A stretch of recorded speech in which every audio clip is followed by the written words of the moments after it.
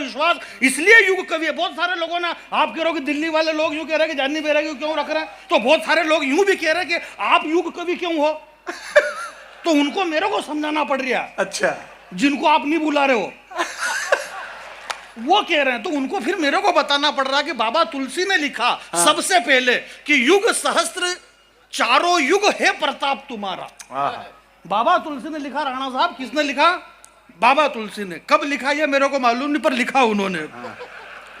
बाबा तुलसी लिखते हैं कि चारों युग है प्रताप तुम्हारा प्रसिद्ध जगत। तो लोगों ने सवाल कहा बाबा तुलसी से, बोले चारों युग में अगर हनुमान जी का प्रताप रहा, आपने हनुमान के लिए अगर ये बात कही तुलसीदास जी, तो फिर ये बताओ कि बाबा हनुमान जी का जन्म तो त्रेता युग में हुआ था, सतयुग में हनुमान जी का प्रभाव कहां से हो गया? चारों युग में प्रताप कहां हुआ? तो बाबा तुलसी ने कहा कि चार युग यानी कि चारों वर्ण में जिसका प्रभाव है, जो शूद्र में भी है, जो क्षत्रिय में भी है, जो वैश्य में भी है, जो ब्राह्मणों में भी है, चारों वर्ण जिसे मानता है उसका प्रभाव हनुमान जी का। हिंदुस्तान के अंदर युग कवि कुमार विश्वास है, तो वो इसलिए है कि मध्य प्रदेश में बीजेपी वाले भी इनको मान रहे, यहाँ कांग्रेस वाले मान रहे, वहां समाजवादी वाले मान रहे, वहां तृणमूल वाले सब इनको मान रहे, इसलिए ये युग कवि है जो आज हमारे बीच में। हिंदुस्तान का नौजवान जो देश का, हिंदुस्तान का जो नौजवान अक्षय कुमार और शाहरुख खान, सलमान खान के वो उल्टा चश्मा और शर्ट उतार करके हुड़ बाबा वाले जो भटकने वाली भीड़ को श्री राम तक जोड़ने का काम कर रहा है, अपने अपने राम से अवगत करवा रहा है, इसलिए कुमार विश्वास युग कवि है।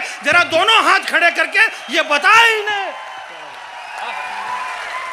आपकी तालियां इस बात का अवगत कराए कि ये मेवाड़ की धरा है जहां के युग कवि, हमारे यहाँ के राजकवि नरेंद्र मिश्र जी ने कहा है कभी, ये क्यों है युग कवि मेरे भाई? हिंदी की कविता 20 लाख लेते हैं, 15 लाख, बहुत कम पैसा है ये।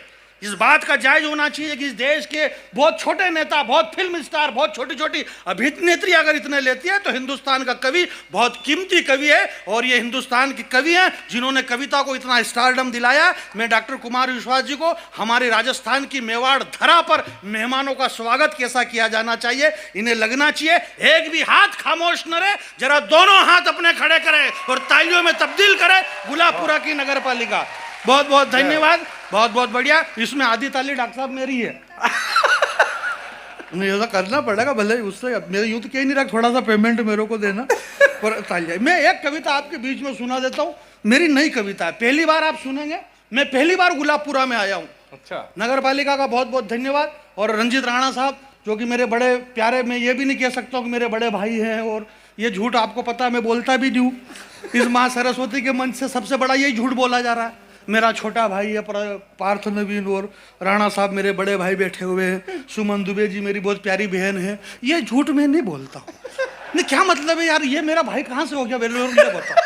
ये कहाँ रहता है, ये कहाँ रहती है, ये कहाँ रहती है, मेरा बाप कहाँ रहता था, क्या मतलब है यार? मर्जी पड़े ऐसे। कोई भाई बहन मेरा कोई भाई बहन नहीं है। और मेरी बहन रात की 12 बजे यहाँ पे क्या करे? और मेरी बहन अगर रात को ऐसे ऐसे रोती फिरे तो मेरे जियाजी मार मार के चमड़े तोड़ दें। क्या बात कर रहा है?